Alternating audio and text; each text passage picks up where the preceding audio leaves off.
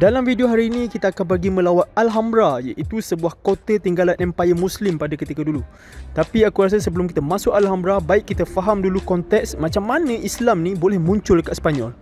Kalau nak diringkaskan, selepas kewafatan Nabi Muhammad SAW, Islam mula berkembang. Pertamanya di bawah 4 Khalifah Rashidin, kemudiannya di bawah kerajaan Umayyah. Jadi kerajaan Umayyah inilah yang berjaya membesarkan Empayar Muslim ke barat, ke utara Afrika, dan kemudiannya dia masuk Sepanyol pada tahun 711 melalui Selat Gibraltar. Tentera Muslim hanya memerlukan 7 tahun untuk conquer seluruh semenanjung Iberia, iaitu modern day Spain dan juga Portugal. Jadi Granada ni merupakan kerajaan Islam terakhir di Eropah Barat sebelum kerajaan Kristian menawan semula Granada pada waktu Reconquista. So sekarang ni kita dah faham konteks, jom kita pergi Alhambra. Hola, so macam dijanjikan hari ni aku akan pergi melawat Alhambra, sebuah kota tinggalan zaman Empayar Muslim di Sepanyol dulu. Dan kalau korang tengok video aku sebelum ni, aku ada tunjuk yang Alhambra ni duduk di atas bukit. So nak juga lah naik bukit di pagi hari. Jadi kita pergi naik ke atas sekarang juga.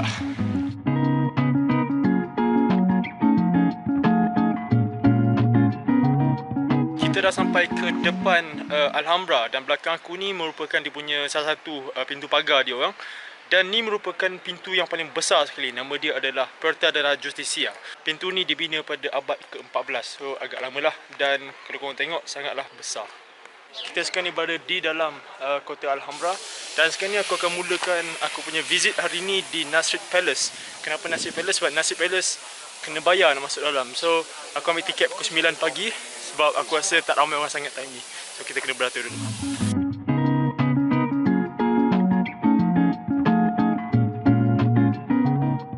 Bila kita masuk Nasrid Palace ni, bahagian yang pertama yang kita akan masuk adalah Maswar. Dan Maswar ni merupakan tempat yang paling tua lah dekat dalam Nasrid Palace ni. Dan kalau kita tengok suasana dalam ni, warna-warna tile di dinding tu adalah warna-warna yang dia kekalkan daripada zaman dulu lagi. Bukannya dia cat semula. So agak impresif lah sebab dah beratus tahun tapi warna tu still cerah lagi.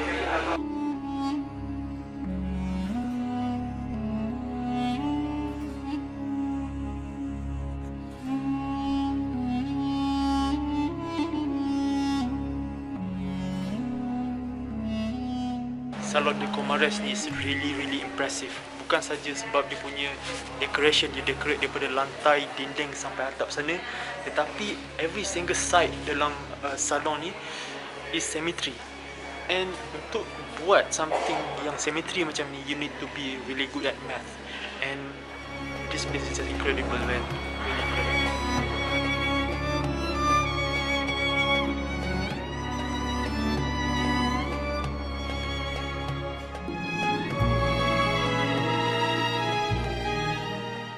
Sekarang ni kita ada di Courtyard of the Myrtle. Dia macam the heart of the palace lah dekat sini.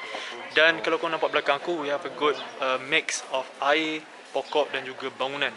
Dan air ni dia macam cermin dan dia boleh cool off lah keadaan suasana dekat sini time waktu panas.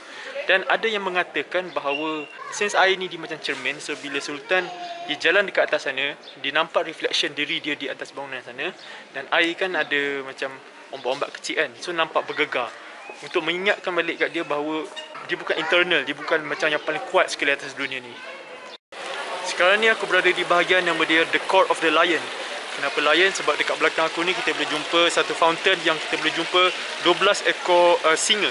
Dan kawasan ni dia ada satu fountain kat sini dan ada beberapa fountain-fountain kecil, which kalau tak ramai orang sangat akan membuat macam kawasan ni nyamanlah, bunyi air sahaja berjalan.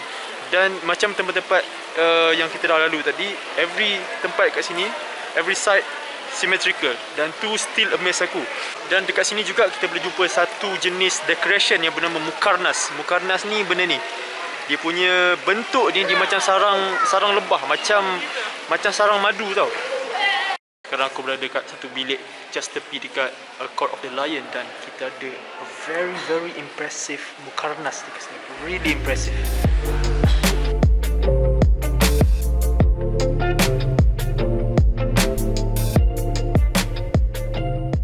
Dan kalau kita tengok kat sini, kita ada tingkap-tingkap yang angle dia berbeza. Sebab dia nak kasih cahaya matahari masuk untuk kasih kawasan ni, atap ni sentiasa bernyala pada waktu siang hari.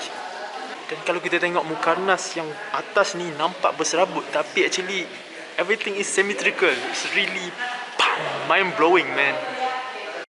Pada era medieval Europe ataupun Dark Ages Europe, orang dekat Eropah ni tengah hidup dalam keadaan yang agak mundur. Dan pada period yang sama, waktu tu Empire Islam sedang berkembang. Sedang berkembang dalam banyak ilmu. Ada ilmu perubatan, ada ilmu engineering, ada ilmu geometry, math apa semua. Korang tengok macam mana di Bin Alhambra ni, everything symmetrical. Tu adalah semua math. Dan juga time tu orang Islam ada banyak translate kerja-kerja drama orang Greek. Sebab waktu tu banyak kerja-kerja Greek telah ditinggalkan oleh orang Europe. Dan Eropah ni yang tengah hidup dalam keadaan mundur, dia orang datang ke Empire Muslim untuk belajar ilmu-ilmu ni.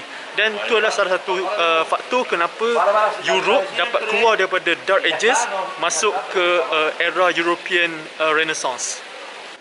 Dekat atap ni kita boleh nampak ada 10 orang, iaitu 10 Sultan pertama Nazrid. Dan dia lukis di atas kulit kambing dan dipaku menggunakan paku buluh sebab dia tak nak kasih karat.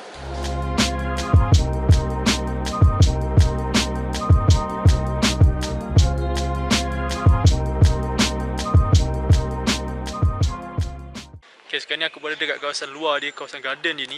Kau tengok belakang aku, macam bukan berada dekat Spain tau. Aku masih berada di Eropah, di Spain, tetapi nampak macam kita dekat Morocco macam tu.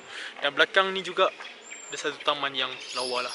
So overall like aku really impressed sebab bangunan dia lawa, kawasan luar lawa, and ada banyak a good mixture of bangunan dan juga nature.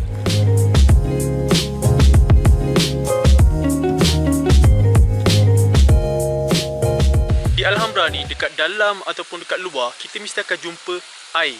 Kita ada kat sini satu, kita ada kat sini satu. Air ni nampak je simple, tetapi air ni dia add calmness kepada kawasan tu.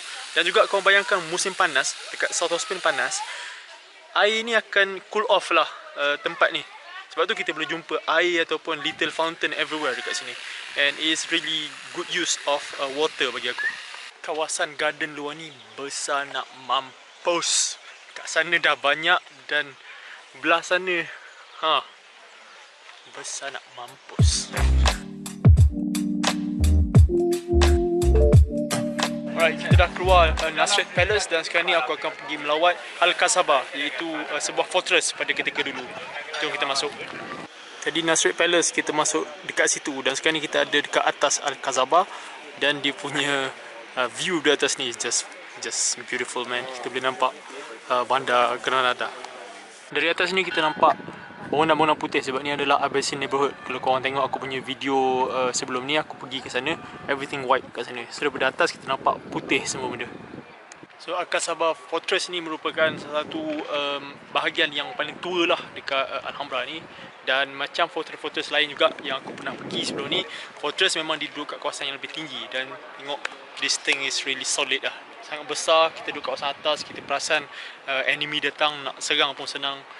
So this is a really good occasion untuk buat fortress. Sekarang ni aku dah sampai ke tempat yang paling tinggi sekali lah kita boleh datang dekat Alhambra ni. Nama tempat ni adalah Torre de la Vela, maknanya Tower of Candle. Jadi daripada atas ni dulu tempat ni merupakan watchtower lah sebab kita duduk kat tempat yang sangat tinggi dan kita literally boleh tengok, boleh nampak satu bandar dekat puncak paling tinggi lah. Dan selepas Christian conquer kingdom ni, dia orang tambah satu loceng dekat sini. Di loceng ni digunakan untuk alert penduduk dekat sini kalau dia orang nampak ada musuh datang ke, kalau ada bencana alam apa semua. So sampai itu saja video kali ini Alhambra, dan kalau korang datang Granada, aku recommend datang Alhambra. Bayar lebih sikit untuk pergi ke Nasrid Palace sebab Nasrid Palace tu is just remarkable. Very amazing, really amazing. Dia punya architecture apa semua. Dan aku faham kenapa tempat ni merupakan antara tempat yang paling visited dekat Spain. Dia orang terima lebih kurang 2 juta turis setiap tahun dekat sini. So, muchas gracias kepada semua yang tengok. À la prochaine fois, next video. Bye.